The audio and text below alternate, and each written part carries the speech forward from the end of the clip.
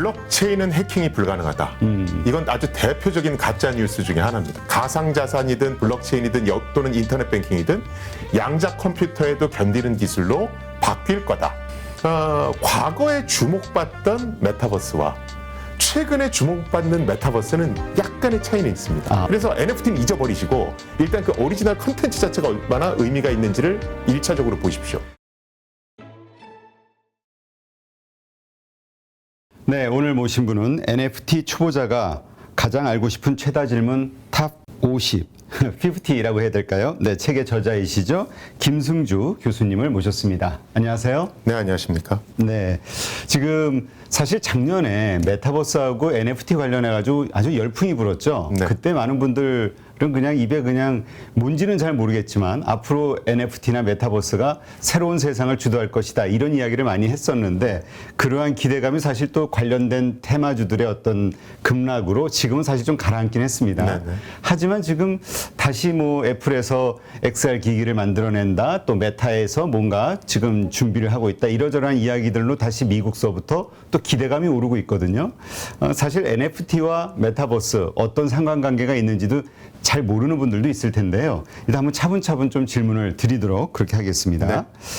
일단 가장 근본적인 질문, 이 모든 거에는 그 가상화폐, 암호화폐가 기반이 될 수밖에 없다라고 하는데 어떤 분들은 암호화폐가 과연 존재할 수 있을까? 근데 요즘 뭐 가격이 워낙 변동이 크다 보니까 비트코인부터 이런 생각하시는 분들도 있거든요. 일단 요 암호화폐 이 어떤 존재 가치 그리고 NFT나 메타버스와 이게 어떤 연관이 있는지를 좀 한번 간단하게 설명을 해주시죠.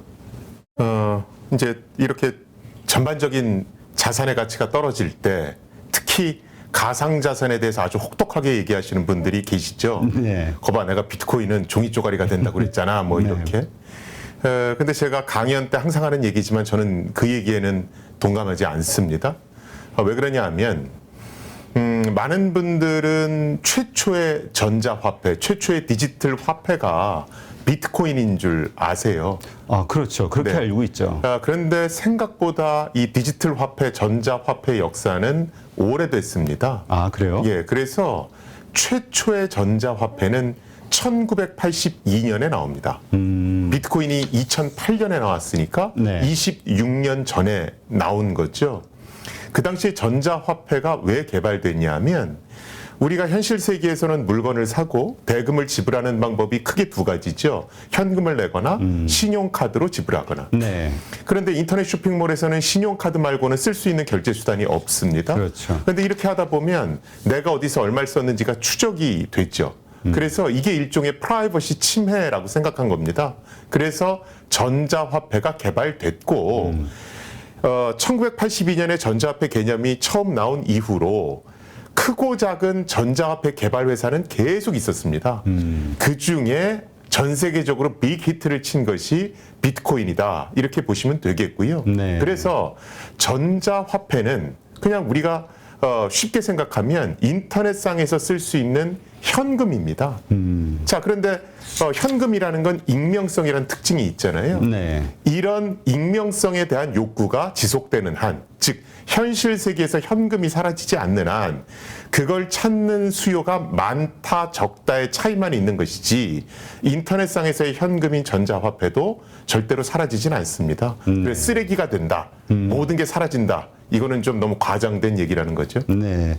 그 가끔 그 해외 투표행 뉴스를 보면은 영국인가요? 그 과거 그 비트코인을 보유하고 있던 싼 가격에 대량 가지고 있던 사람이 그 뭐죠? 컴퓨터를 뭐 분실해서. 실수로 분실을 해가지고 그걸 못 찾아가지고 헤지펀드에서 자금을 대줘서 네. 지금 뭐 쓰레기장을 뒤지고 있다 뭐 이런 뉴스를 본 적이 있는데 이것은 우리가 이제 가장 많이 나오는 게 지금은 물론 그 해킹에 대한 염려가 없다라고 얘기하지만 잘은 모르지만 양자 컴퓨터라는 것이 나오면 모든 것을 다 뚫어버릴 수가 있다. 그러면 기존의 모든 암호화폐, 뭐 비트코인, 이더리움 포함한 모든 것들은 다 무용지물 되는 거 아니냐. 가장 화폐로서의 가치 기본인 그 신뢰가 무너지는 거니까 네, 네. 이런 얘기하시는 분들 생각은 잘못된 걸까요? 일단 첫 번째로 네.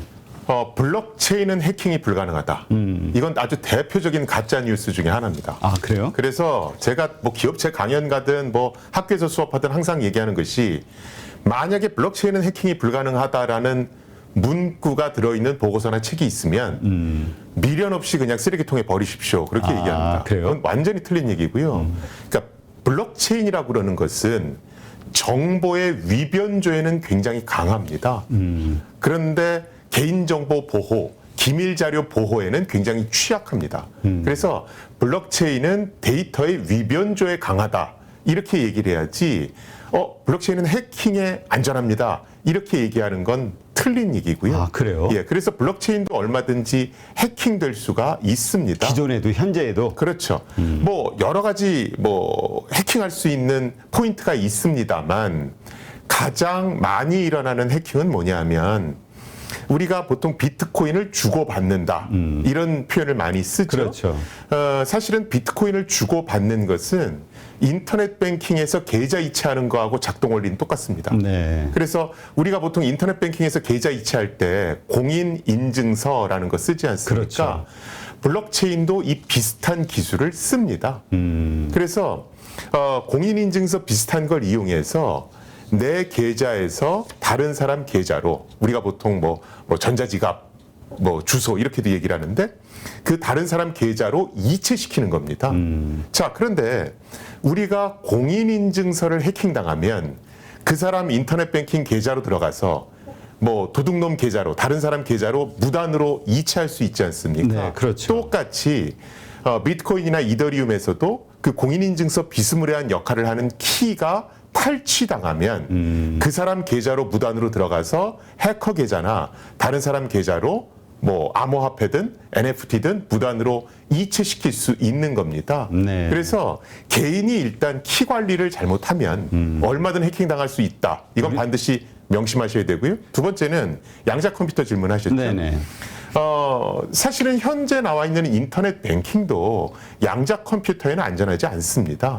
그런데 블록체인이든 인터넷 뱅킹이든 그것을 구성하는 보안 기술이 여러 가지 종류가 있지 않을 겁니까? 현재 쓰고 있는 것은 양자 컴퓨터가 현실화되면 무력화될 수 있습니다. 네. 그런데 미국에서는 이미 미국 정부 주도로 양자 컴퓨터에도 견딜 수 있는 차세대 암호 기술을 표준화시키고 있습니다. 아, 그래요? 예, 현재 3라운드까지 진행돼서 거의 마무리 단계에 와 있다라고 보시면 되고요. 그래서 양자 컴퓨터가 현실화되기 전에 모든 가상자산이든 블록체인이든 또는 인터넷 뱅킹이든 여기서 쓰는 암호 기술, 보안 기술들은 양자 컴퓨터에도 견디는 기술로 바뀔 거다. 이렇게 생각하시면 될 것 같습니다. 그래서 백서를 잘 읽어보시면 뭐 양자 내성 암호 또는 뭐 포스트 퀀텀 크립토그래피 그래서 PQC 이런 용어를 쓰는 백서들이 있어요. 그건 이미 양자 컴퓨터에 대비하고 있구나라고 보시면 됩니다. 네. 근데 그러니까 지금 우리가 소위 그 대표적인 암호화폐로 보면은 뭐 비트코인과 이더리움 정도를 떠올리잖아요. 네. 말씀하신 그러한 새로운 기술들이 접목되는 거는 소위 이제 새로 만들어지는 출시되는 어떤 그 알트코인이라고 하나요? 그러한 종류들에서 그런 것들이 만들어지는 건가요? 아니요. 그런 예를 들어 암호 기술을 새롭게 연구하는 건 이제 암호 그룹, 암호 기술을 연구하는 단체에서 하는 거고요. 네. 블록체인이나 뭐 이런 데서는 그걸 가져다 쓰는 거죠. 아, 그렇다면 지금 비트코인이나 이더리움 기존의 시스템들도 그런 기술을 접목해서 더 암호를 그러니까 보안을 업그레이드 할 수가 있는 건가요? 그렇죠. 아. 그래서 우리가 보통 무슨 뭐 포킹 한다, 뭐 소프트 포크, 하드 포크 얘기 나오지 않습니까? 하드 포크라는 말을 좀 많이 들었어요. 하드 포크 한다. 그냥 쉽게 얘기하면 소프트 포크는 소폭 업데이트, 하드 포크는 그냥 크게 업데이트하는 거. 그렇게 생각을 하시면 됩니다. 그래서 하드 포크 얘기가 딱 나오면 이거는 굉장히 업데이트가 대대적으로 일어나겠구나. 근데 잘 이해가 안 가는 게 암호화폐에서 업그레이드가 일어난다는 것이 어떤 의미를 갖고 있는 건가? 도대체 뭐를 업그레이드하는 것인지 네. 잘 모르겠거든요. 이해가 안 되는데. 예를 들어서 블록체인, 그러니까 비트코인을 쓸 때 비트코인에서 만들어지는 블럭의 크기는 1메가바이트 정도 됩니다. 근데 이게 옛날에는 괜찮았어요. 그런데 이제 비트코인 이용자들이 많이 발생하면서 10 10분마다 1메가바이트짜리 블럭을 만드는 건 야, 이게 속도 문제가 좀 있다. 그렇죠. 그래서 이 1메가바이트짜리 블럭을 뭐 8메가바이트 이렇게 크게 늘리자. 이런 것들이 이제 업데이트입니다. 그런데 그 업데이트를 뭐 중앙의 기관이 마음대로 하는 게 아니라 이런 암호화폐에는 중앙의 기관이라는 게 없으니까 네. 누가 이렇게 업데이트 합시다라고 해서 프로포저를 내면 전 이용자들한테 의견을 묻습니다. 아. 자, 업데이트 할까요 말까요? 그래서 과반수 이상이 찬성을 하면 업데이트를 하는 겁니다. 그래서 그런 것들을 놓고 뭐 포크다, 그러니까 소프트 포크, 하드 포크 이렇게 얘기를 하는 거고요. 이제 하드 포크 같은 게 이슈가 되는 건 이 하드 포크는 대규모 업데이트이기 때문에 이용자들한테 자 업데이트 할까요? 이렇게 물어보면 찬성하는 쪽도 있고 반대하는 쪽이 있을 수 그렇죠. 있습니다. 근데 예를 들어서 찬성하는 쪽이 한 60% 정도 돼요. 그럼 40%는 반대죠. 네. 근데 40%가 승복하는 게 아니라 우리는 그냥 떨어져 나갈래. 그럼 이제 하나로 있던 문파가 두 개의 계파로 쪼개지는 거죠. 이런 것들을 이제 하드 포크 이렇게 얘기합니다. 아, 그렇군요. 그러니까 뭐 비트코인도 그렇고 이더리움도 보고 뭐 캐시니 골드니 뭐 이런 이상한 그렇죠. 용어의 어떤 그런 것들이 있는데 분파들이라고 생각하시면 됩니다. 그래서 보통 처음에 거래소 가시는 분들이 나 비트코인하고 이더리움 사러 들어왔는데 그럼 당황하시는 게 너무 많은 거예요. 비트코인 붙어 있고 뭐 어쩌고 블라블라블라. 그렇죠. 그런 것들이 이제 대규모 업데이트가 일어나면서 승복을 못하고 분파가 생기는 것들 이렇게 보시면 되겠습니다. 네. 지금 일단 좀 논외로 이 비트코인이나 이더리움, 그러니까 이 암호화폐에 대해서 상당히 긍정적인 전망을 가지신 분들도 있어요. 비트코인이 뭐 1억 갈 거다, 5억 갈 거다 이러시는 분들도 있고요. 디지털 위안화가 나오면서 그 존재 가치를 상당히 상실하면서 폭락할 것이다. 거의 제로 가치. 뭐 워렌 버핏 같은 분들은 뭐 아예 인정을 안 하잖아요. 일단 어떻게 보시나요? 앞으로의 전망에 대해서. 일단은 암호화폐를 아주 크게 분류를 하면 이제 민간이 발행하는 암호화폐가 있을 거고요. 네. 비트코인이나 이더리움 같이 이제 그리고 정부가 발행하는 암호화폐가 있을 수 있겠죠.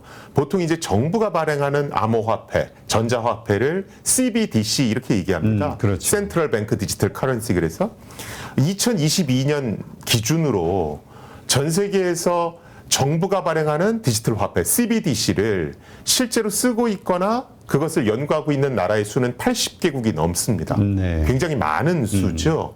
그래서 조만간 정부가 발행하는 디지털 화폐는 대세가 될 수도 있다 이렇게 보는 거고요. 그 선봉에 있는 나라가 중국이 있죠. 그렇죠. 그래서 중국은 디지털 위안화라는 걸 실제로 만들어 쓰고 있고 베이징 동계올림픽 개막식 때 데이터를 보면 비자 카드 사용 총액보다 디지털 위안화 사용 총액이 더 많았다고 그러거든요. 아, 그래요? 네. 그래서 많은 이들은 정부가 발행하는 이런 디지털 위안화 같은 CBDC가 나오면 비트코인이나 이더리움이 타격을 입는 거 아니냐 이런 얘기들을 많이 하세요. 그러니까 아까도 말씀하셨듯이 우리가 온라인상에서 행해지는 여러 가지 구매, 그러니까 매매와 관련해서 굳이 따로 그렇게 있는 게 아니라 정부에서 발행 안전한 게 있다면 이걸 사용하지 않을까? 그렇죠. 이게 합리적인 생각 같아서. 그런데 디지털 위안화 홈페이지에 가보시면 거기 단서 조항이 하나 붙어 있습니다. 아, 어떤? 제한적인 익명성을 제공합니다. 이렇게 써 있습니다. Controllable Anonymity라고 그래서 그게 무슨 뜻이냐면 정부가 원할 때는 언제든 이용자를 추적할 수 있습니다. 이 문구가 있습니다. 그러니까 좀 말이 안 맞는 거죠. 암호화폐, 전자화폐의 등장 이유는 현금, 즉 익명성 보장 때문에 나왔는데 이 익명성이라고 하는 게 정부 입장에서 보면 골칫거리입니다. 뭐 세금 탈루, 뭐 범죄자금 조달 이런 데로 악용될 수 있으니까 그래서 정부가 발행하는 디지털 화폐들은 이런 익명성에 제한을 걸 확률이 굉장히 높습니다. 그 얘기는 사실은 계좌이체나 뭐 기존에 하던 거랑 별로 차이가 없다는 거죠. 정부는 내가 무슨 돈을 어디다 어떻게 썼는지 그렇죠. 다 알 수 있다. 정부 입장에서는 사실은 훨씬 좋죠. 그래서 그런 것들을 제대로 이해한다라면 민간에서 발행하는 익명성이 보장되는 암호화폐, 전자화폐는 꾸준히 자기만의 영역이 존재할 거다. 저는 그렇게 보고 있습니다. 네. 근데 바로 그 지점 때문에 정부에서 그걸 그대로 용인을 하겠느냐, 이게 계속 일어나는 퀘션이잖아요. 여러 가지 그 탈세의 문제도 있고 불법 범죄에 악용되는 경우도 있고요. 지금도 사실 그런 그 이슈들이 많이 일어나고 있잖아요. 그래서 정말 중국 정부도 금지를 했고, 뭐 여러 나라들에서, 그리고 미국이나 뭐 이렇게 돌아가면서 이게 금지를 하게 되면 생존할 수 있겠느냐, 이런 시각 가지신 분들도 있는데 그럴 수밖에 없다고 보고 있고. 사실은 그래서 특금법이 나온 거죠. 그래서 특정 금융거래 정보법에서는 실제로 은행에서 옛날에 우리가 계좌 만들 때는 실명 확인 같은 거 안 하지 않았습니까? 네. 근데 요새는 다 하고 있죠. 그렇듯이 너희들 비트코인이나 이더리움에서 계좌 개설할 때도 다 실명 확인해. 그래 추적할 수 있도록 하는 여러 장치를 만들어. 이게 특금법의 핵심이거든요. 그런데 사실은 암호화폐의 본질하고는 정면으로 위배되는 거죠.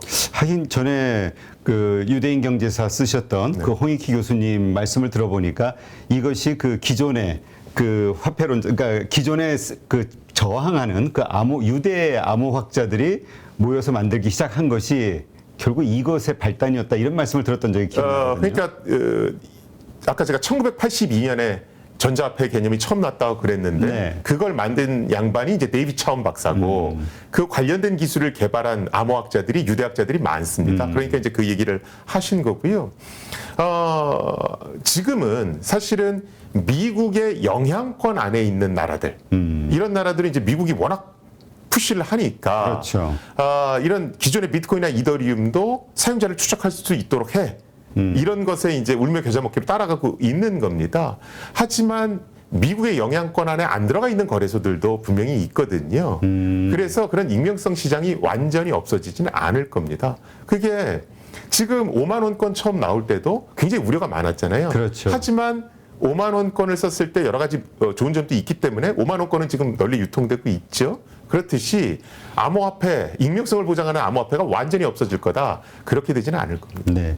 그러면 분명히 일단은 정부, 기존의 그 기득권이라고 할 수 있는 정부들 입장에서는 이러한 것들에 대한 제재는 계속 생각해 볼 수밖에 없는 상황인 거고. 그렇죠. 그러나 그것이 필요로 하는 어떤 세력이나 그 개인들이 있기 때문에 그건 계속 명맥을 유지할 것이다. 요거는 이해가 되는데, 근데 이제 암호화폐가 이제는 화폐보다는 자산으로서의 어떤 가치 수단으로 이제 변경이 됐잖아요.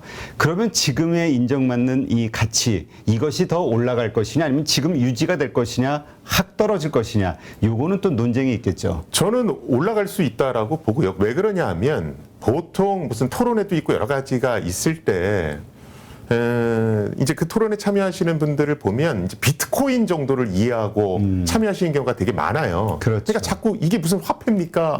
뭐 무슨 장점이 있습니까? 가격 변동폭이 이렇게 큰데 이게 뭐 결제 수단으로 어떻게 쓰입니까? 그렇죠. 이런 얘기만 계속 하시거든요. 블록체인은 뭐 1세대, 2세대, 3세대 블록체인 이런 식으로 나눠집니다. 1세대 블록체인은 이제 진짜 캐시, 그러니까 화폐를 만들기 위한 보조 수단으로 블록체인을 썼습니다. 그런데 사람들이 블록체인 연구를 막 하다 보니까 얘가 굉장한 장점들을 갖고 있는 거예요. 그래서 기존에 존재하던 여러 비즈니스 모델에 블록체인을 막 적용해 보기 시작합니다. 자, 기존의 비즈니스 모델에 블록체인을 적용하면 이게 어떻게 바뀌냐 하면 협동조합 모델 비슷하게 바뀌어요. 네. 그걸 이제 블록체인에서는 탈중앙화 성질 이렇게 얘기하거든요.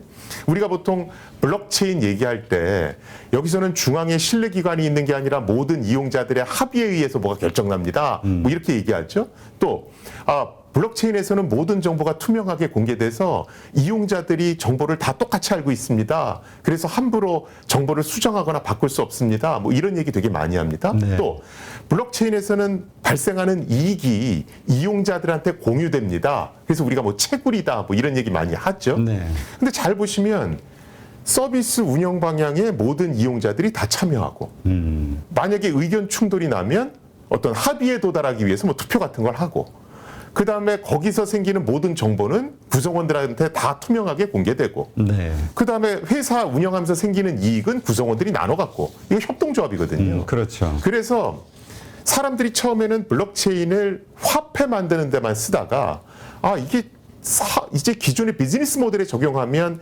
협동조합 모델을 만들 수 있겠다라는 네. 생각을 생각을 하면서 굉장히 다양한 곳에 블록체인을 적용합니다. 예를 들어 블록체인을 금융 시스템에 적용하면 그걸 DeFi라고 그러죠. Decentralized Finance 그래서 이거는 중앙 집중형 금융 시스템을 협동조합형으로 만들겠다는 겁니다. 예를 들어 이더리움의 스마트 컨트랙트 이것은 현재 뭐 구글이든 페이스북이든 네이버든 카카오든 플랫폼 기업들이죠. 네. 그런데 여기서 독과점 문제가 생기잖아요. 그렇죠. 여기에 블록체인을 적용해서 협동조합 모델로 만들겠다. 이게 이제 DAO라고 하는 겁니다. Decentralized Autonomous Organization이라고 얘기하는 거. 그 다음에 정부가 그동안에 독점하던 신원 증명이라든가 아니면 어떤 부동산은 누구 거다 등기 관련한 업무 이걸 협동조합화 시키겠다. 이게 DID 또는 NFT 이렇게 얘기하는 것들이 있죠. 그래서 사실은 사람들이 처음에는 화폐 보조 수단으로 보다가 이게 협동조합 성질로 이렇게 바꿔놓으면 지금 우리가 웹 2.0 시대에서 겪고 있는 여러 가지 정보의 독점 문제, 또 기존 회사의 독과점 문제를 해결할 수 있겠네? 그러면서 블록체인의 협동조합 성질에 훨씬 더 사람들이 매력을 느끼는 겁니다. 그래서 이렇게 자산 가격이 등락할 때 화폐로서가 아니라 그런 어떤 본연의 성질, 본질에 조금 충실해서 그런 기업들을 좀 옥석가리게 하듯 골라서 투자를 하면 훨씬 더 지금이 투자하기 좋은 기회가 아닌가. 또 그런 특징 때문에 블록체인은 계속 살아남을 수 있을 거다. 저는 그렇게 봅니다. 네, 그렇군요. 하긴 이거와 관련해서도 정말 글로벌리 아주 유명한 그 투자의 구루들도 의견들이 서로 분분해서 정말 쓰레기다라고 평가하시는 분도 있지만 앞으로 뭐 얼마까지 갈 것이다 되게 긍정적으로 보시는 분들도 많아서 참 그 혼란스러운데 일단 저희가 이제 암호화폐에 대해서는 어느 정도 이해가 됐습니다. 이래서 어쨌건 계속 중앙정부의 어떤 디지털 화폐가 나온다 하더라도 이러한 그 수요 욕구에 의해서 계속 유지가 될 수 있다. 요거는 동의가 되는데 그러면 이것을 활용해서 조금 전에도 말씀하셨던 이슈가 됐었던 그 NFT와는 어떤 식으로 연결이 되는 것인지 이 NFT 중심으로 한번 좀 풀어주시죠. 제가 암호화폐, 전자화폐는 그냥 인터넷상에서 현금입니다. 근데 이렇게 기억하시면 된다고 네. 말씀드렸죠. NFT는 그냥 블록체인상에 기록된 그러니까 블록체인을 이용한 등기 권리증 이렇게 생각하시면 됩니다. 예를 들어서 내가 어떤 작품을 그립니다. 그러면 디지털 작품이라는 건 쉽게 카피할 수 있잖아요. 그래서 디지털 작품이 있으면 거기에 등기 권리증 같이 이 작품은 누가 그렸고 원본은 인터넷에 어디에 저장돼 있고 누가 누구한테 팔았다 그 매매 이력 요게 종이로 발행되는 게 아니라 블록체인 상에 기록돼서 삭제나 수정이 불가능하고 세계 어디서든지 쉽게 확인할 수 있도록 했다. 그냥 그렇게 생각을 하시면 됩니다. 그렇다면 그 NFT 그냥 그거는 우리가 그냥 이해를 하겠어요. 그래 그 스마트 컨트랙트 그러니까 스마트한 계약서다. 그래서 온라인상으로 어떤 소유권에 대해서 이것이 뭐 이렇게 계속해서 그 모든 과정이 다 기록이 되고 그래서 뭔가 안심하고 그 소유권 확인과 함께 거래가 가능하다 이렇게 이해가 되는데 근데 그 NFT가 왜 지난 가을인가요? 여름에 왜 그렇게 그 투자 수단으로 혹은 그 그러니까 큰 부를 이룰 수 있는 하나의 그 수단으로 부각이 됐던 것인지 일단은 언론에서 나오는 말 중에 좀 잘못된 표현들이 있습니다. 그게 이제 착시 현상을 불러일으키면서 NFT를 좀 잘못 생각하게 만드는 요인이 되거든요. 가장 많이 나오는 얘기 중에 하나가 누구누구의 작품을 NFT화 시켰다. 이런 표현을 굉장히 많이 쓰잖아요. 그러게요. 저도 그 말을 많이 들었던 것 같아요. 그래서 오프라인상의 어떤 그림이 됐든 어떤 형태를 그냥 디지털 조각화 해가지고 그냥 뭐 만들었다. 그냥 단순히. 그런데 우리가 아파트를 등기 권리증화 시켰다 이런 표현 안 쓰죠. 그렇죠. 아파트에 등기 권리증이 딸려가는 거죠. 그렇죠? 옛날에는 인터넷상에서 컴퓨터 그래픽으로 그린 이미지들 그런 그림들은 수집가들한테는 매력이 없었습니다. 네. 왜냐하면 복제가 쉬우니까. 그런데 어떤 그림이 있고 여기에 NFT가 붙어 있으면 이 NFT에는 원본이 저장돼 있는 곳에 주소가 기록돼 있습니다. 그 얘기는 원본에 대한 복제가 일어나면 어떤 게 원본이었고 어떤 게 복제본이구나 이걸 구별 가능하게 만들어준다는 거죠. 네. 그렇죠. 이 구별 원본과 복제본을 구별 가능하게 만들어주는 이 성질이 디지털 작품의 희소 가치를 만들어내기 시작을 하는 겁니다. 이제까지는 어떤 예를 들어서 이제 제 여기 사진을 찍어서 제가 NFT화해서 가지고 있다. 이게 하나의 그 디지털 자산이라고 봤을 때 작품이든 뭐 아니면 자산이든 이렇게 했을 때 다른 사람들은 이걸 사용할 수가 없는 거잖아요. 사용할 수는 있죠. 사용할 수 있는. 카피는 얼마든 할 수 있습니다. 근데 내가 그거를 못하게 할 수도 있고 그런 권리가 있으니까. 원본은 내 거야 라고 해서 법적으로 소송을 걸 수도 있죠. 그런데 더 중요한 것은 제가 1990년 초반에 일본에 갔을 때 네. 그때 굉장히 유명한 만화책, 종이로 인쇄된 만화책 전집이 있었어요. 20권짜리 시리즈가. 그런데 그 만화책의 초판본 그게 그 당시에 중고책임에도 불구하고 1억 원이었습니다. 아, 그래요. 지금 K-웹툰이 엄청나게 위상을 떨치고 있지 않습니까? 그런데 이 K-웹툰은 수집가들한테는 그닥 매력이 없어요. 그렇죠. 무한 복제가 가능하니까. 복제가 가능하니까. 그런데 NFT를 이용하면 초판본이나 한정판의 개념을 부여해 줄 수가 있거든요. 그럼 이제 이게 수집의 대상으로 바뀌는 겁니다. 그래서 트위터도 그렇고 인스타그램도 그렇고 우리나라 뭐 라인이라든가 카카오도 그렇고 이게 사업성이 있을지도 모르겠는데 이렇게 매력을 느끼기 시작하는 겁니다. 바로 그 이유로 나이키도 그 시장에 이미 진출을 했죠. 우리가 보통 나이키 뭐 일반적인 운동화는 사서 신지만 MZ세대 중에는 이 나이키 운동화를 모으는 친구들이 있습니다. 아, 그래요? 보통 이제 300만 원짜리 운동화가 리셀 시장에서는 1000만 원에 막 거래되고 이러니까 네. 그 친구들은 그 운동화를 신지도 않아요. 다르면 안 되니까. 그렇죠. 그래서 하는 게 그냥 집에 보관해 두고 사람들이 오면 보여주고 그거 집에서만 잠깐 신고 사진 찍어서 SNS 올리고 뭐 이러는 거거든요. 나이키가 바로 이 점에 착안을 한 겁니다. 그래서 운동화를 컴퓨터 그래픽상으로 디자인해서 판매를 합니다. 실제로 존재하는 게 아니라 네. 가상의 운동화가 있는 거죠. 그런데 그냥 하면 안 되니까 NFT를 붙여서 한정판의 개념을 붙입니다. 1번부터 10번까지 아니면 1번부터 30번까지. 그럼 이제 원본과 복제본이 구별 가능해지죠. 그렇죠. 자, 그다음에 나이키는 앱을 별도로 설치해 줍니다.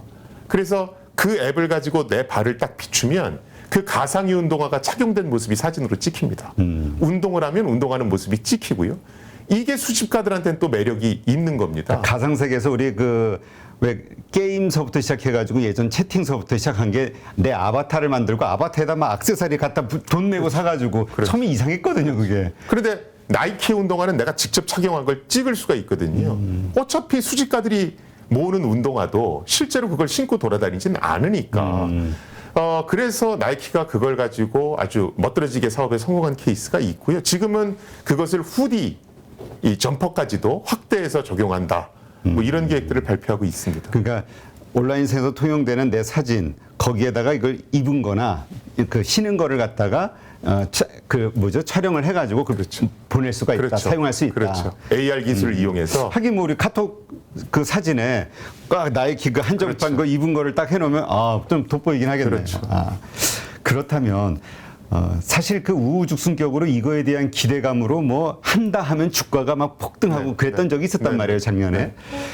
이 NFT라는 이러한 특성을 활용해 가지고 성공할 수 있는 아이템이라고 할까요? 사업 분야가 이게 무궁무진한 겁니까? 아니면 이게 어떤 특정한 어떤 조건이 필요한 겁니까? 저는 지금 NFT가 계속해서 진화되고 있다고 보고요. 일단은 IP를 갖고 있는 기업, 이 기업들이 1차적으로 특허권을 가지고 볼 있는. 겁니다.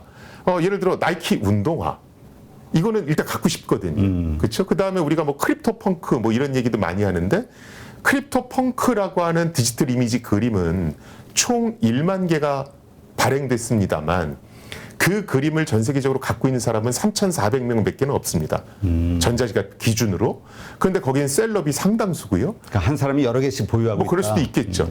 그런데 이 크립토 펑크는 역사적 의미가 있습니다. 예를 들어서 우리가 그림은 잘 몰라요. 그런데 이 그림이 추상화의 개념을 최초로 만든 그림이래. 그럼 일단 수집하고 싶잖아요. 그렇죠. 크립토 펑크는 NFT의 개념을 최초로 만든 그림입니다.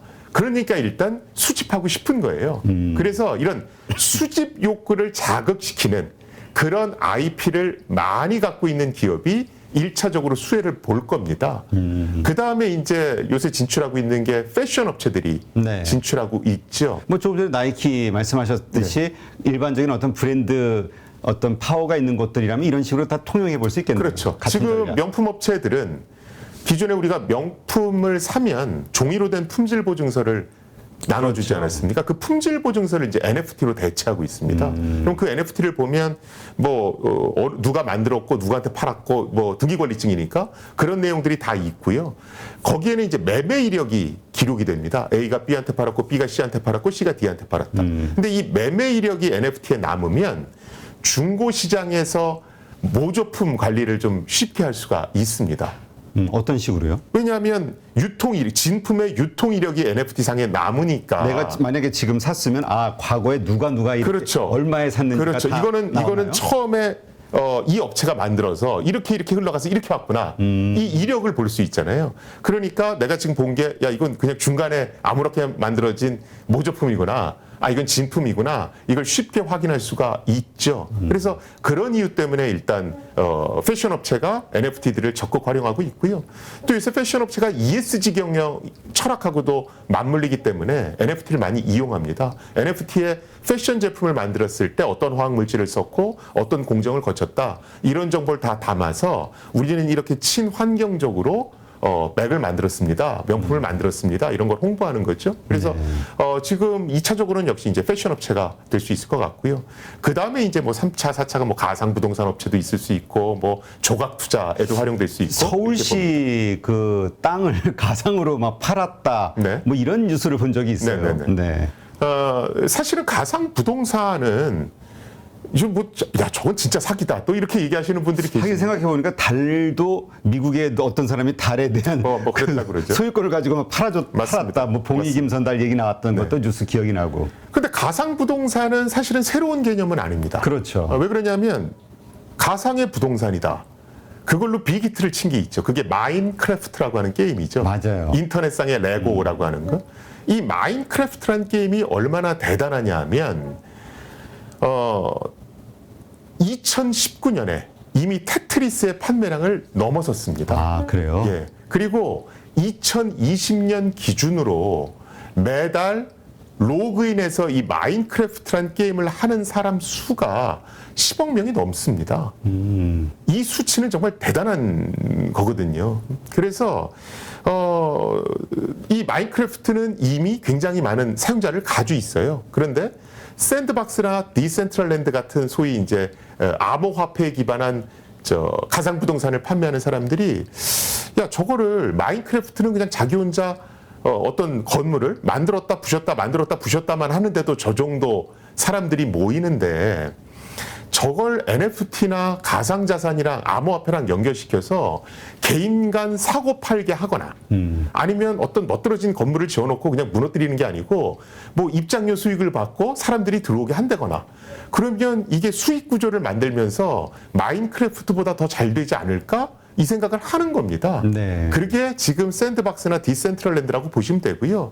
그 가치를 알아본 손정희 회장이 이제 샌드박스에 거액을 투자하겠다. 뭐 이렇게 작년 말에 발표하기도 해서 화제가 됐었죠. 네. 그러니까 이제 NFT라는 것이 어떠한 용도의 어떤 비즈니스이고 어떤 그 사업성을 가지고 있고 거기에 이제 사람들이 어떤 투자 가치를 보는지 어느 정도 좀 이해가 됐는데 이것의 그 전제는 그러니까 암호화폐도 그렇고 NFT 이것도 그럼 결국은 사이버 상에서의 우리 사람들의 활동 시간이 좀 더 액티브해졌을 때 이것이 다 성공 가능성이 높아지는 것이다라는 생각이 들거든요. 네. 그런 차원에서 뭐 우리 아직 지금도 뭐 여러 가지 사이버상으로 활동하고 있지만 좀 더 현실감 있게 한다라는 개념이 이제 또 메타버스. 네. 그러니까 이게 다 연결이 된다는 느낌이 드네요. 일단 메타버스와 관련해서도 좀 정의를 내려주시죠. 사실은 메타버스는 뭐 옛날에 있던 것도 솔직히 다 메타버스입니다. 그러니까 우리 2000년대 초반에 그 뭡니까 이거 그 뭐 세컨드 라이프? 네, 그거 다 메타버스고요. 이거 지금 막 뭐 메타버스라는 용어로 떠오르던 것들 보면 과거에 다 있었던 것 같은 느낌이 들어요. 네. 그래서 이미 과거 싸이월드도 메타버스고 하긴 그렇죠, 싸이월드. 다 메타버스라고 보시면 돼요. 그런데 과거에 주목받던 메타버스와 최근에 주목받는 메타버스는 약간의 차이는 있습니다. 아, 어떤 차이죠? 예를 들어서 싸이월드다. 이건 옛날의 메타버스죠. 여기서는 회사가 제공하는 각종 아이템이나 배경 음악을 이용자들은 도토리를 주고 사기만 했죠. 그렇죠. 즉 이용자들은 철저하게 소비자인 겁니다. 그런데 요새 뜨는 로블록스 같은 메타버스나 제페토 같은 메타버스에서는 단순히 회사가 아이템이나 게임을 공급하는 게 아니라 이용자들이 원하면 누구든 아이템을 만들 수 있습니다. 예를 들어서 제페토다. 그럼 거기 제페토 스튜디오라는 걸 제공하죠. 예를 들어 로블록스다. 그러면 로블록스 스튜디오라는 걸 제공합니다. 이 로블록스 스튜디오나 제페토 스튜디오를 이용하면 컴퓨터를 잘 모르는 사람도 쉽게 게임이나 아바타가 착용하는 아이템을 디자인할 수 있습니다. 네. 그걸 마음대로 내놓고 파는 거예요. 이미 로블록스라고 하는 메타버스에서는 자신이 게임을 만들어서 1년에 100만 달러 이상씩 버는 그런 20대 청년이 등장했고요. 아, 그래요? 제페토인 경우에 사실은 이런 아이템을 디자인하는 일반 디자이너 중에 가장 알려진 디자이너가 렌지라고 하는 디자이너가 있습니다. 이 양반이 작년에 본인이 얘기하길 한 달에 벌어들이는 수익이 1,400만 원 좀 넘는다 그랬거든요. 아, 그래요? 그러니까 아이템 팔아서 1,400만 원씩 버는 겁니다. 자, 그래서 옛날의 메타버스는 이용자들이 단순한 소비자였습니다. 그런데 요새 메타버스에서는 이용자들이 프로슈머죠. 유튜브랑 똑같은 거죠. 그렇죠. 생산자가 될 수도 있고 소비자가 될 수도 있는 겁니다. 그런데 이런 프로슈머 생태계에서는 짝퉁을 관리하는 일이 굉장히 중요하죠. 왜냐하면 남이 만든 걸 함부로 복제해서 놔두면 그렇죠. 내가 받아야 될 수익을 다른 사람이 채가게 되고 그러면 프로슈머 생태계가 붕괴되면서 이용자들이 급속도로 이탈하기 시작을 합니다. 그런데 제가 아까 NFT가 원본과 복사본을 구별해주는 성질을 갖고 있습니다라고 말씀을 드렸죠. 네네. 그래서 굉장히 효과적으로 짝퉁을 단속할 수 있는 수단이 되는 겁니다. 게다가 많은 전문가들이 앞으로 좀 지난 미래에는 메타버스 7, 8개가 전 세계를 장악할 거라고 얘기를 합니다. 그러면서 우리가 해외 여행 다니듯이 메타버스 공간을 아바타들이 넘나들 거다 이렇게 얘기를 해요. 그런데 김승주란 사람의 아바타는 뭐고 아이템은 뭐고 사이버머니는 얼마다. 이걸 특정 회사의 중앙 서버에다 기록해 놓으면 해외를 넘나들 수가 없죠. 우리가 해외여행 가려면 일단 내가 갖고 있는 원화를 달러로 바꿨다가 상대편 나라로 화폐로 바꾸잖아요. 달러가 기축통화 역할을 하는 거죠. 그렇죠. 그렇듯이 어떤 중심을 잡아주는 게 필요합니다. 그래서 메타버스를 넘나들 때 각 메타버스에 쓰는 사이버머니의 기축통화 역할을 하는 게 비트코인이나 이더리움. 그다음에 김승주라는 사람이 아바타는 어떻게 생겼고 아이템 뭐 갖고 있고 그런 재산에 대한 기록을 중립지대에 남겨놓는 게 블록체인, NFT. 그래서 이런 것들이 메타버스와 궁합이 잘 맞는다 이렇게 얘기를 하는 겁니다. 네. 그러니까 결국에는 그 암호화폐로서의 가치 이것은 얼마나 이제 메타버스 세상이 온다고 했을 때 얼마나 많은 메타버스 그 플랫폼들이 기축통화로 이것을 선택하느냐 거기에 따라 달려 있겠군요. 그렇죠. 난 이더리움이 안 돼. 여기 비트코인만 돼. 이러면 이제 비트코인의 가치가 더 튀는 그렇죠. 거고. 맞습니다. 그렇군요. 근데 요즘 보면 그래 그거 가지고는 안 돼 하면서 보통 추진하는 게 각자 자기네 그 코인을 네. 발행하더라고요. 네, 네. 뭐 저 카카오만 해도 뭐 요새 보라코인인가요? 뭐 네, 그런 거 뭐 발행했다는 이야기도 있고 페이스북도 자체로 그러니까 뭔가 자기네들만의 그 어떤 코인을 만들려는 시도를 하기 때문에 이게 결국은 또 나름대로의 어떤 그 뭐라 그러죠? 이 독점을 위한 그 확산을 막는 그런 행위가 되지 않겠느냐. 그러니까 결국은 또 비트코인이나 이더리움의 화폐에 대한 그 확장성에 대한 의문을 갖는 분들도 있거든요. 네. 그러니까 코인이라고 하는 게 아까 말씀드렸듯이 처음에는 그냥 암호화폐를 만드는 보조수단 정도로 만들어졌습니다. 그러다가 블록체인이라는 게 협동조합 성질을 갖네. 그래서 이걸 비즈니스 모델에 적용하면 여러 가지 장점들이 있겠구나 이렇게 생각을 해요. 자, 그러면 협동조합이라는 게 거기에 그 협동조합원들은 투표권을 갖지 않습니까? 네. 어떤 의사결정을 하는 데 있어서 그 투표권의 역할을 하는 게 코인이다 이렇게 보시면 돼요. 그래서 사실은 비트코인 이후에 나온 소위 말하는 뭐 플랫폼 코인이다 뭐 이렇게 얘기하는 것들은 그 코인이 결국은 조합원들의 투표권 구실을 합니다. 자, 그럼 협동조합 중에서 얘네들은 좀 좋은 협동조합이야. 그런 협동조합은 일단 조합원이 많아야 되잖아요. 그렇죠. 그 세 다툼을 하고 있다라고 보시면 됩니다. 일단은 이더리움이라는 게 그런 플랫폼 코인의 개념을 최초로 냈으니까 또 NFT의 개념을 최초로 냈으니까 이더리움의 조합원이 제일 많은 거죠. 그런데 조합원이 많아지다 보니까 의사결정하는데 속도가 좀 느려진다거나 그렇죠. 뭐 수수료 경쟁 문제가 생긴다거나 이런 어떤 불합리한 점이 생깁니다. 그래서 그런 것들을 어떤 해결하는 그런 어떤 코인들이 나오죠. 뭐 솔라나라든가 카르다노 뭐 알고랜드 이런 것들이 이제 막 나오는 겁니다. 그러면서 이제 기술 경쟁들을 막 하면서 세분리를 하겠죠. 그래서 서로 이렇게 기술 경쟁을 했는데 압도적인 좋은 게 하나 나오더라. 그럼 뭐 그게 완전히 세상을 다 장악할 수도 있겠지만 그렇지는 않을 거라 보고요. 이제 좋은 옥석이 가려지면 그런 것들이 이렇게 만들어질 겁니다. 그리고 그렇게 여러 가지가 만들어지면 우리가 사실은 달러만 갖고 쓰진 않잖아요. 그렇죠. 여러 나라 갈 때 환전을 하듯이 그렇게 블록체인과 블록체인을 넘나드는 우리가 보통 브릿지라고 얘기하는데 네. 그런 기술들도 지금 또 활발히 연구가 됩니다. 그 자연스럽게 교환할 수 있는. 그렇죠. 그래서 이 가상자산 시장에도 대형 협동조합들이 이제 몇 개 만들어지고 이걸 넘나드는 그걸 연결하는 또 브릿지라고 하는 블록체인 기술들이 또 개발돼서 이게 이제 전 세계적으로 퍼져 나가겠구나 이렇게 보시면 될 것 같아요. 네. 하여튼 이 암호화폐 그다음에 NFT와 메타버스로 연결되는 이 새로운 세상 이거를 뭐 미래학자들도 그렇고 정말 많은 분들이 앞으로 세상을 바꿀 아주 혁신적인 트렌드 빅 트렌드가 될 것이다라고는 다 동의하시는데 일반인들 입장에서는 그것이 그 사이버 세상 메타버스는 어느 정도 좀 이게 그려지는데 이것이 연결되는 그것과 관련해서는 좀 그림이 명확하지가 않은 경우가 있어요. 그러다 보니까 이제 이러저러한 의문점들 아까 말씀드렸듯이 양자 컴퓨터 나오면 그 암호화폐 나가리 되는 거 아니야? 뭐 예를 들면 그리고 또 NFT 같은 경우도 지금 보면은 글쎄 암호화폐도 그렇고요. 이게 중앙 탈피라고 하는데 실질적으로는 거래소라는 걸 통해서 다시 또 뭔가 중앙 집중적인 어떤 여러 현상들이 벌어지잖아요. 그러면 뭐야? 거래소를 위한 새로운 비즈니스를 만들어주는 수단에 불과한 거 아니야? 라고 생각하는 분들도 있거든요. 이제 진짜 그런 말씀 많이 하세요. 네. 많이 하시는데 자 우리가 웹 3.0 웹3라고 하는 얘기를 굉장히 많이 합니다. 아마 8.15 머니톡에서도 많이 다루셨을 거라고 보는데 네. 뭐 보통 논리가 이거죠. 웹 2.0 시대에는 내가 내 데이터를 올리고 내 사진을 올리는데 모든 플랫폼 기업들이 그 모든 이익을 싹쓸이에 갔다. 그래서 야 어차피 내 데이터 갖고 너희들이 돈 번 거니까 그 이익의 일부를 나한테도 나눠줘야 되는 거 아니야? 그래서 등장한 게 웹3다. 이렇게 얘기들을 많이 하세요. 이익의 공유.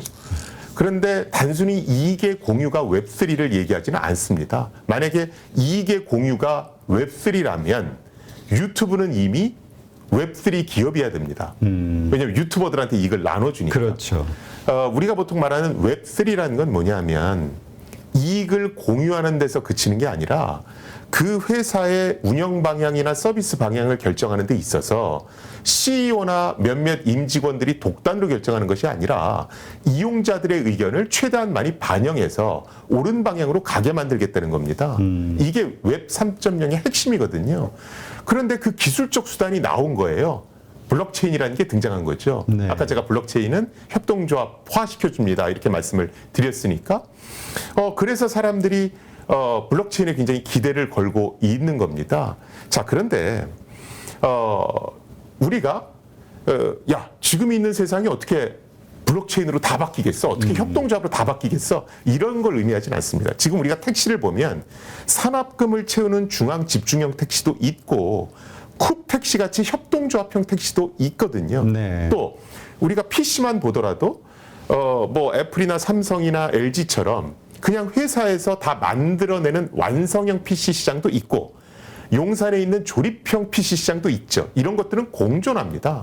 그래서 웹 3.0 시대에도 이런 중앙 집중형 플랫폼 기업과 협동조합형 인터넷 기업들은 어느 정도 공존할 거다. 그러면서 서로 장점을 흡수해서 그 어떤 절충안을 모색해 갈 거다. 이렇게 봅니다. 그래서 야, 다 블록체인이 아니고 다 탈중앙화 안 돼 있으니까 이건 다 아니야. 이건 아니라는 거죠. 어느 정도는 공존한다라고 보시면 될 것 같고요. 그러면 제일 먼저 사람들이 관심을 갖는 건 야, 이거는 정보의 집중이 너무 심해. 네. 이건 이익에 집중이 너무 심해. 이런 것들부터 자꾸 개선하려고 들겠죠. 그래서 그런 것들을 빨리 캐치해서 진화하는 기업은 살아남는 거고 그것이 아니고 야, 나는 뭐 다 이익이고 뭐고 간에 나눠주기 싫고 나는 뭐 이용자들의 의견을 뭐 안 들을 거야. 이런 기업은 도태될 것이고요. 그래서 어떤 절충안들이 계속 만들어질 거다. 이렇게 보시는 게 맞을 것 같습니다. 네. 그렇다면 이것이 이제 앞으로 우리 세상을 바꿀 빅 트렌드라고 인정을 한다면 우리가 여기에서 이제 투자의 아이디어를 좀 찾아봐야 되잖아요. 아무래도 저희가 이제 경제 채널이다 보니까 투자자들이 많으시고 어떤 분은 그런 얘기를 하시더라고요. 지금 어쨌건 탈중앙이라고 하지만 거래소라는 것이 강력한 영향력을 끼치고 있고 또 실제로 엄청난 돈을 벌고 있잖아요. 거래소들이. 그런데 이 NFT도 분명히 확산이 될 것이다. 그렇다면 이제까지의 거래소들은 암호화폐를 거래해주는 중개해주는 어떤 그 역할을 주로 했다면은 NFT를 자연스럽게 접목해서 영역이 더 크게 확장이 될 것이고 그래서 이 거래소가 투자할 만하다. 뭐 이런 얘기 하시는 분도 있더라고요. 뭐 그렇게 얘기를 하시죠. 근데 거래소가 이익을 많이 가져간다. 뭐 이 문제보다는 사실은 블록체인이 나온 것은 블록체인의 성질 중에 하나가 이제 정보의 투명성, 그러니까 정보의 비대칭성을 해소하겠다. 이런 부분이 있습니다. 그런데 거래소는 대표적인 정보의 비대칭성이 존재하는 곳이죠. 그렇죠. 중앙 집중형으로 유지되다 보니까 사실은 어떤 코인의 매수매도 주문이 들어왔다 안 들어왔다를 남들보다 일찍 알 수가 있습니다. 그래서 장난질을 치면 그렇죠. 문제가 0.12초만 미리 알아도 그렇죠. 할 수 있는 그렇죠. 거잖아요. 거기다 거래소를 통제할 수 있는 수단이 그렇게 많지는 않으니까. 그래서 야, 거래소도 블록체인을 이용해서 탈중앙화, 협동조합화 시키는 되는 거 아니야? 이런 의견은 벌써부터 나와 있고요. 그래서 외국에는 그런 탈중앙화된 거래소의 시도, 또 그런 거래소들이 이미 존재합니다. 네. 근데 이제 우리나라에 그런 탈중앙화된 거래소 모델이 외국만큼 그렇게 많이 퍼져 있지는 않은 겁니다. 그 부분은 개선될 수 있을 거라 보여지고요. 네. 하여튼 우리가 예전에 서부 시대 때 캘리포니아의 광산 그것을 누구나 금맥을 찾기 위해서 몰려들었지만 실제로 돈을 번 거는 농기구 이거 채굴 대여 판매하는 기업이었다, 뭐 청바지 회사였다 이런 얘기가 있잖아요. 지금 말씀하신 대로 이 암호화폐, NFT 그리고 메타버스 이러한 산업이 부각이 됐을 때 글쎄요 어디가 어떤 식으로 좀 유리하거나 불리하거나 하는 산업이 좀 떠오르는 게 있으신가요? 사실은 일단은 굳이 나누면 제가 이제 기업체 강연을 꽤 많이 가는 편인데 실제로 사장단 강연이나 이런 걸 해보면 옛날에 암호화폐 강연할 때와 NFT 강연할 때는 완전히 다릅니다. 분위기가? 그러니까 암호화폐는 딱 들으면 그래 재미나긴 한데 우리가 지금 당장 할 건 없을 것 같은 이런 반응이. 기업 입장에서. 예. 근데 할 수도 없고 지금. 예. 근데 NFT는 이거 뭔가 있겠는데? 이런 반응이 사실은 굉장히 많습니다. 그러니까 신문지상, 언론에 그게 알려져 있지 않아서 그렇지 실제로 NFT를 검토하고 있거나 지금 하고 있는 기업은 여러분들이 생각하시는 것보다 훨씬 많습니다. 근데 이제 안타까운 것은 그 NFT 비즈니스 모델을 만드는데 기술적 이해도가 좀 떨어지니까 외국처럼 이렇게 좀 나이키라든가 아니면 외국의 여러 가지 것들처럼 좀 이렇게 싹박한 거를 만들어내질 못하세요.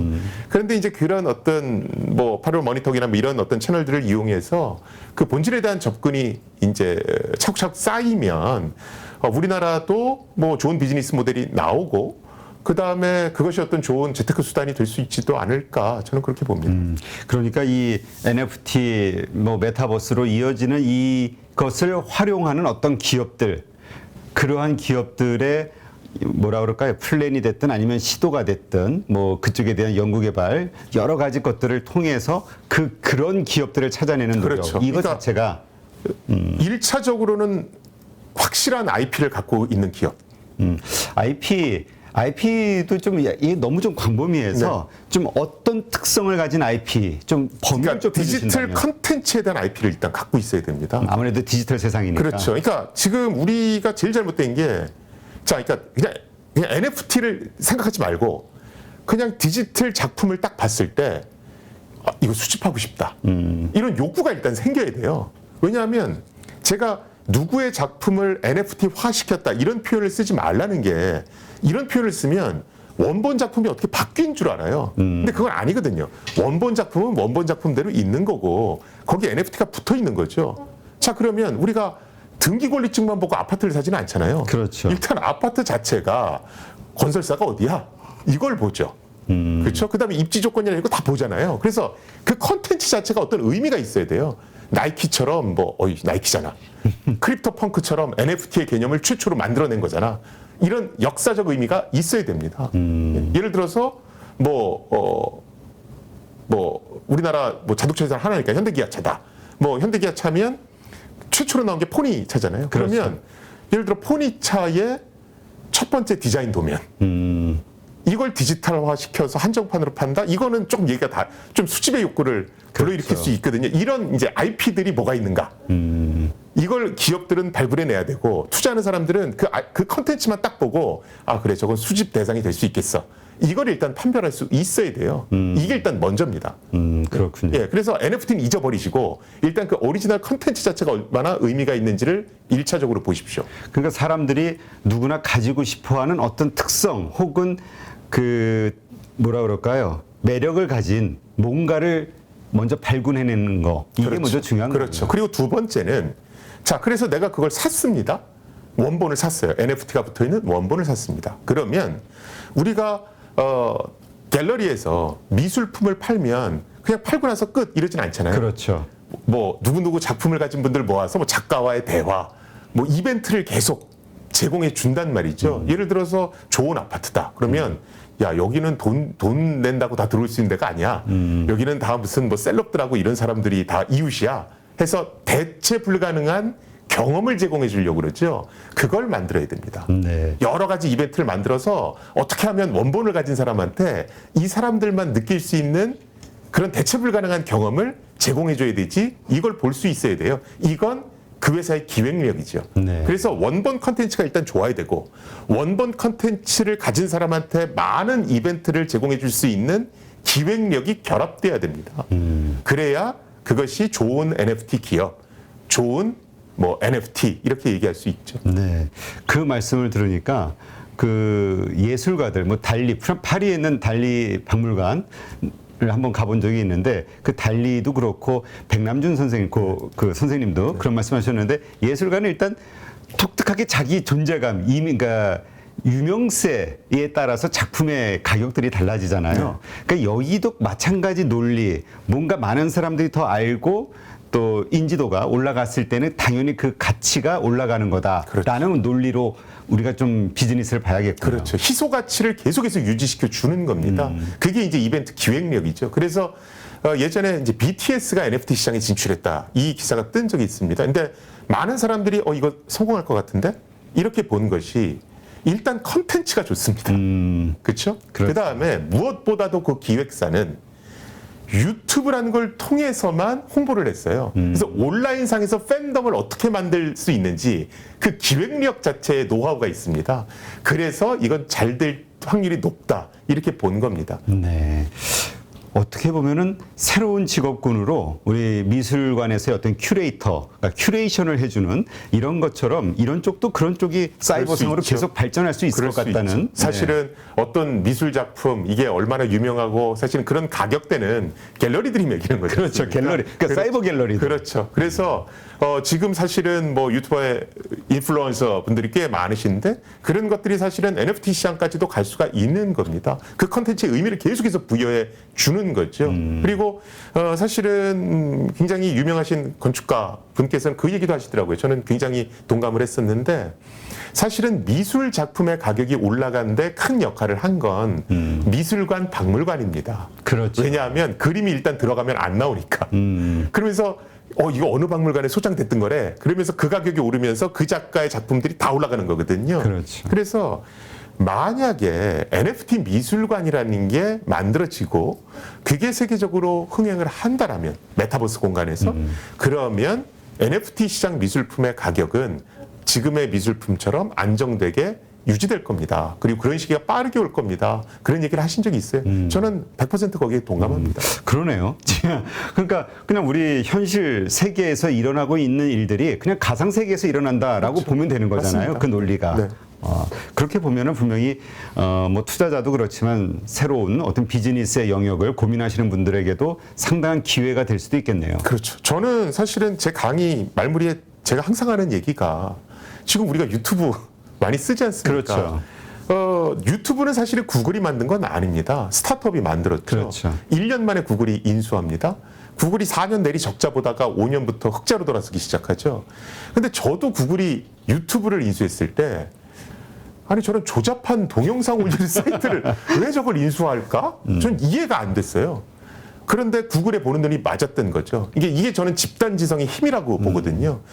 프로슈머 생태계가 만들어지면 사람들이 모이기 시작하고 그러면서 집단지성이 발휘되기 시작하면서 컨텐츠의 퀄리티는 굉장히 빠르게 좋아집니다.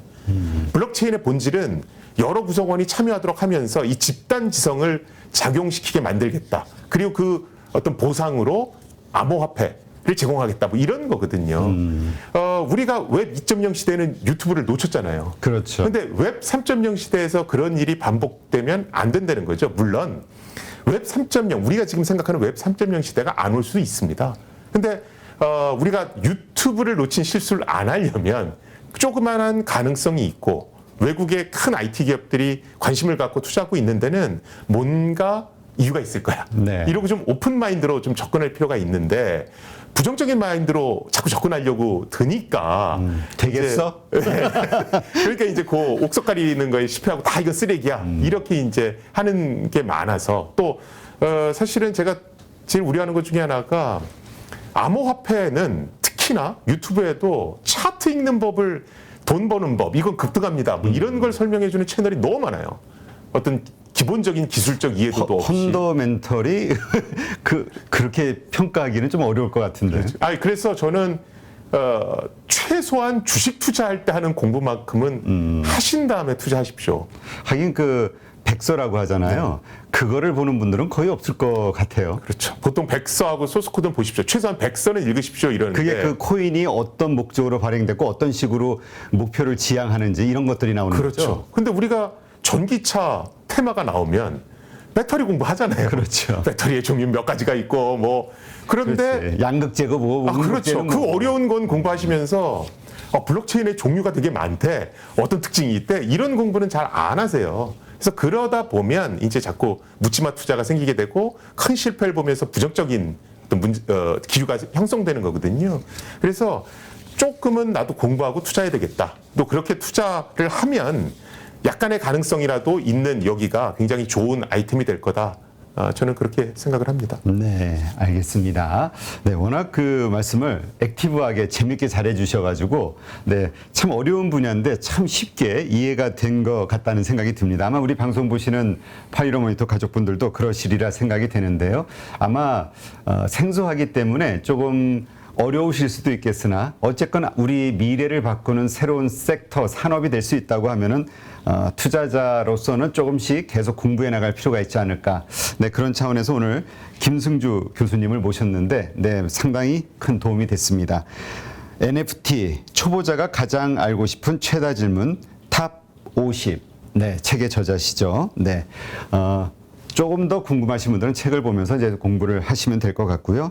네, 또 오늘 이렇게 좋은 인사이트 해주셔서 감사하고요. 다음에 또 한번 모시도록 하겠습니다. 네, 불러주셔서 감사합니다. 네, 고맙습니다.